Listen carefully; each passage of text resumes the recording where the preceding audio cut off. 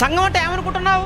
నెట్టి ముందు కూర్చొని లైవ్ వింటే సంఘం అనుకుంటున్నావా? ఎవరు చెప్పాడు అలా అని? ఈ మధ్యకాలంలో ఉండదు. నెట్టి ముందు కూర్చొని లైవ్ వింటమే కాదు, వీళ్ళ ఇంట్లో రొట్టి చేసుకొని ద్రాక్షారసం బాటిల్ తాగేస్తున్నారట. అక్కడికైతే చిన్న గ్లాస్ ఇస్తారు కదా అని. ఏంటి వీళ్ళు సంఘమా?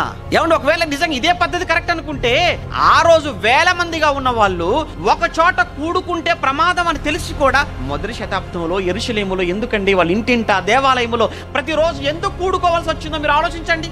ఎవరికి వారు ఎక్కడికక్కడ ఇండ్లలో కూడుకోవచ్చు అని ఒకవేళ అది నిజం అనుకుంటే వాక్య ప్రకారంగా ఏమండి, మొదటి శతాబ్దంలో సంఘముగా కూడుకోవటం నిషేధము, ప్రమాదము అని తెలిసి కూడా ప్రమాదానికి ఎదురొడ్డి ఇంటింట దేవాలయములో ప్రతిరోజు మానక కూడుకొని ఎందుకండి వాళ్ళ అన్ని శ్రమలు, అన్ని హింసలకు, అన్ని బాధలకు, అంత నష్టానికి వాళ్ళు ఓర్చుకొని ఎందుకు కూడుకోవాలి చెప్పండి? అంటే అక్కడే మనకు అర్థమైపోయింది, ఇంట్లో ఎవరికి వారుగా కూర్చొని చేస్తే అది ఆరాధన కాదు, అది సంఘ క్రమం కాదు.